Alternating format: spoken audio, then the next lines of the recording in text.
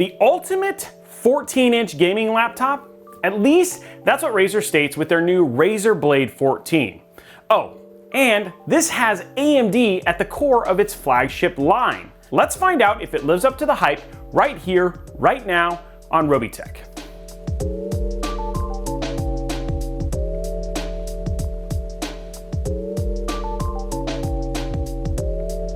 When we think about reviewing a laptop, you have to think about monitor, keyboard, PC, all rolled into one. So there's a lot to test. Now you may be asking yourself, is getting a gaming laptop worth buying in 2021? Is it even worth attempting? Well, the short answer is, maybe.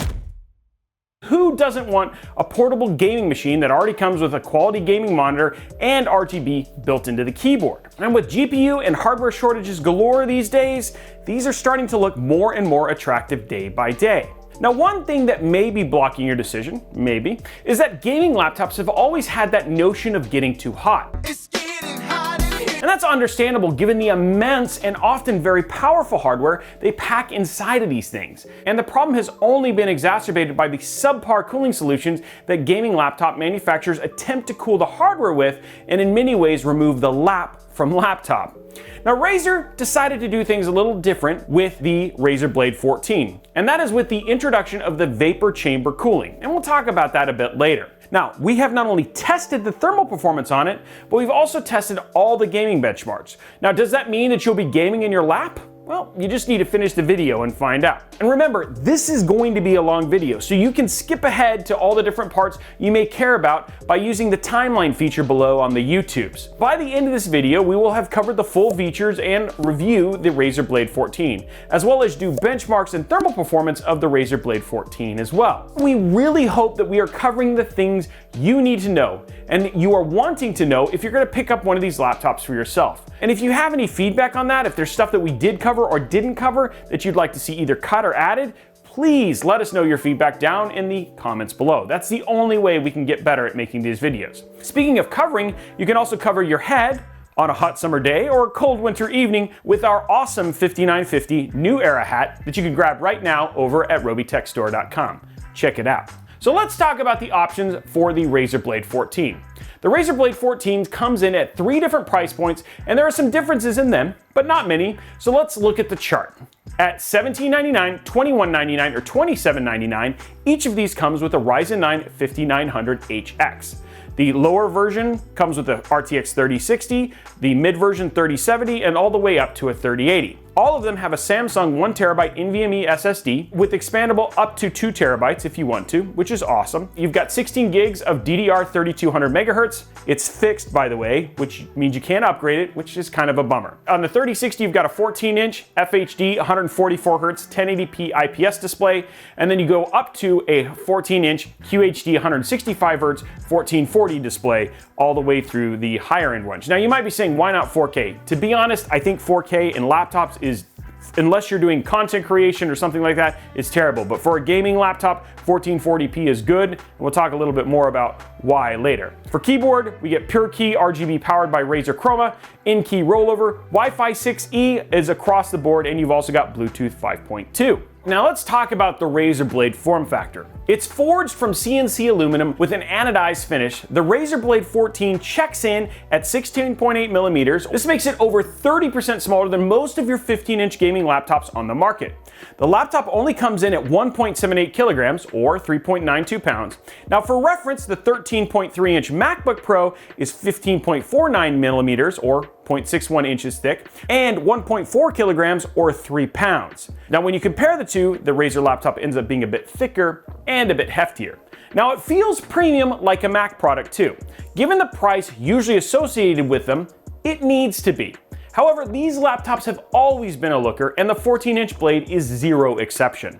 Now let's look at inputs. The Razer Blade 14 comes with 2 USB 3.2 Gen 2 Type A ports, 2 USB 3.2 Gen 2 Type C ports with power delivery, and they're also DisplayPort 1.4 compatible. We've got charging support with a 20-volt USB-C charger, and it's got power delivery 3.0, which means it will be slower, and HDMI 2.1 output is also supported. The screen.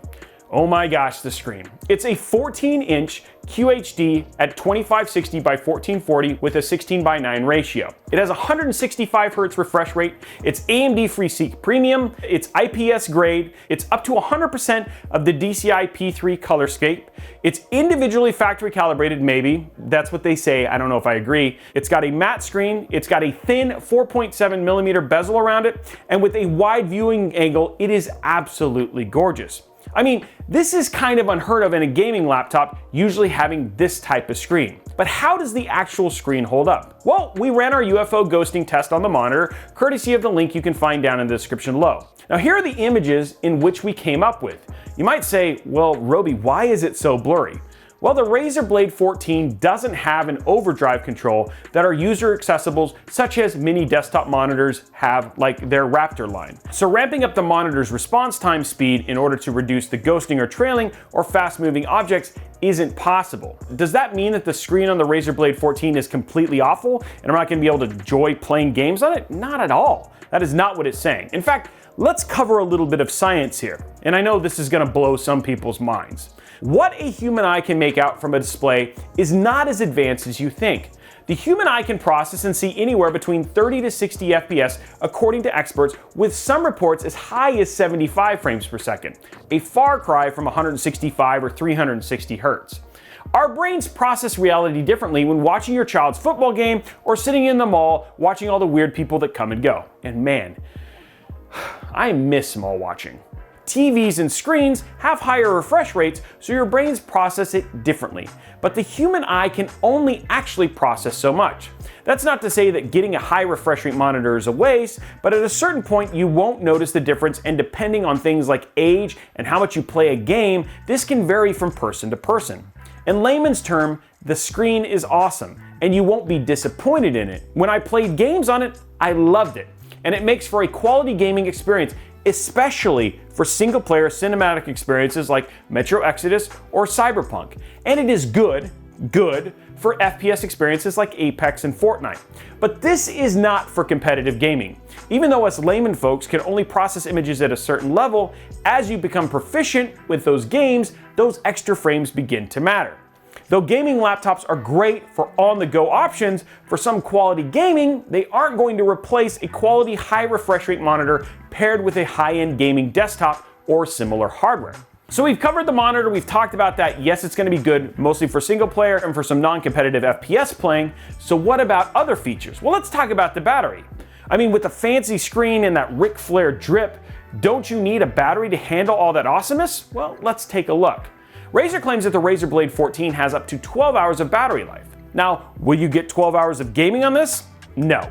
Will you get 12 hours of streaming on this? Probably not. When we tested gaming on the battery, we did 3 runs. The first run ran 53 minutes, the second run ran 59 minutes, and the third run we were able to hit 62 minutes. An average of 58 minutes on battery life while gaming.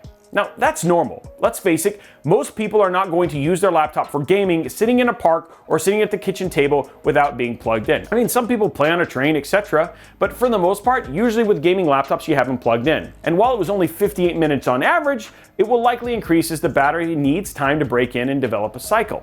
Now, you likely could get a couple of hours, 2 to 3, on it while gaming. Now, obviously, the higher intensity gaming you're going to be doing, the faster the battery is going to drain. So what about video? When we tested the video score on the Razer Blade 14, we ran 3 runs, for the first run coming in at 8.5 hours, the second run coming in at 8 hours, and the third coming in at 7.95 hours. So it feels like 8 overall. The battery life scores will obviously fluctuate user to user, given that everyone's setup is obviously different and what they're playing is different.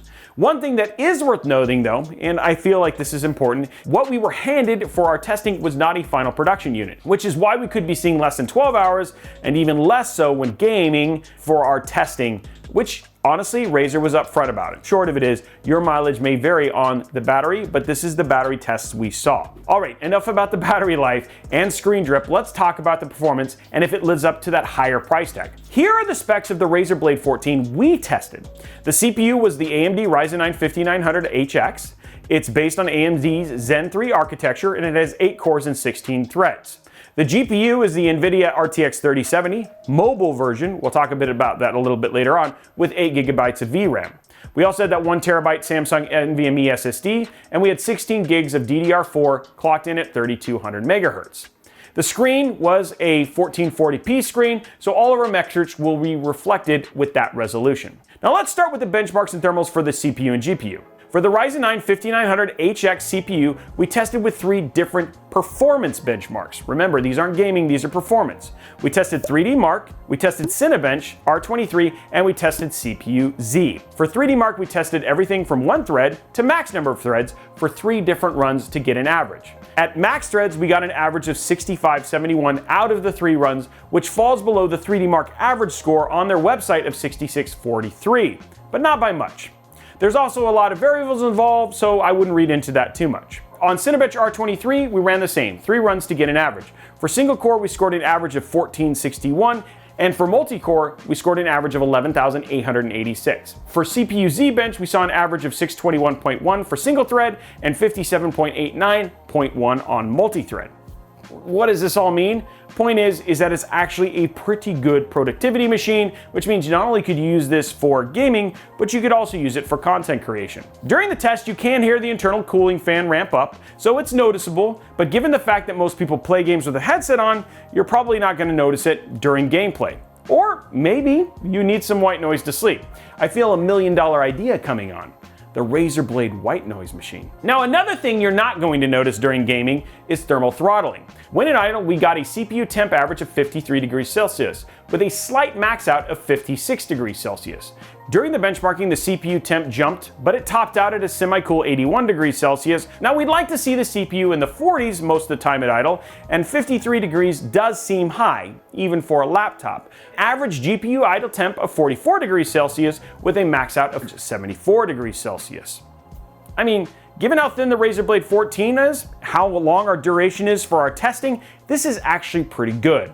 And well done, Razer. It actually looks like the vapor chamber cooling system is doing its job. Speaking of vapor chamber cooling system, and now given thermals are actually pretty good, we can talk about the vapor chamber cooling system. Like, what the heck is it? And isn't vaping bad for you? A vapor chamber is a planar or 2-dimensional heat pipe, which can spread heat in, well, 2 dimensions. The vapor condenses on the condensing surfaces where the heat is removed by forced convection, natural convection, or liquid cooling. In the Blade 14, the vapor chamber cooling system dissipates heat through the evaporation and condensation of an internal fluid. No, it's not just shooting water all over your laptop. That would be terrible. Now, with the liquid vapor cooling, there are 88 internal fan blades and larger surface area, keeping the laptop running cool under heavy loads and cool in the right parts and at the right times, which you can actually see here from our FLIR pictures we took. So is it safe to say that you can actually game with this in your lap? Sure, at least for a game or two before it gets too cumbersome. I mean, who wants to use a mouse on a couch, honestly? On to the GPU gaming benchmarks. Now, as a note, we did not have anything else running on these. OneDrive, Dropbox, Discard, anything. First off, let's talk about the GPU that we tested. It's an NVIDIA RTX 3070 mobile version with 8 gigabits of RAM. We tested Shadow the Tomb Raider, Metro Exodus, Dirt 5, and Borderlands 3. Now, for Shadow the Tomb Raider, we ran 3 benchmarks. We came in at an average of 77 frames per second, and this was rendered with RTX DLSS set on the highest preset at 1440p. It's a 3070, but it's not beating a 3060 Ti? Well, the reason for the difference is that any mobile GPU is simply not going to be powerful enough to produce what a desktop GPU can. Most mobile GPUs are set to max out at a certain amount of power, limiting them from producing the higher FPS scores. And the GPU in the Razer Blade 14 is no different, with a maximum power output of 100 watts. The desktop version of an RTX 3060 Ti is rated at 200 watts, giving it extra power to produce more performance. Even an NVIDIA RTX 3060 max power is 170 watts. So, giving you a little context, mobile GPU not as good as desktop GPU. Now with Metro Exodus, we ran 3 benchmarks and came to an average of 40.41. And given that Metro Exodus is a very intensive game, that's really no surprise here. For our desktop version of the 3060 Ti, we saw a 25% jump with a score of 54.45. For Dirt 5, we ran the same benchmarks, coming in with an average frame rate of 53. On our 3060 Ti, we saw 25% higher again at 71.4. When we tested Borderlands 3, we came to an FPS average of 67. Now for the RTX 3060 Ti, it came in at an average of 75.18, which is about a 10% difference, which isn't too shabby. The moral of the story is that a laptop, no matter what GPU is in it, is not going to quite yet compete with the GPU desktop brothers and sisters. For your FPS game nuts out there, we tested 3 more multiplayer experiences so you can see how this produces on both the Razer Blade 14 and an EVGA RTX 3060 Ti for comparison.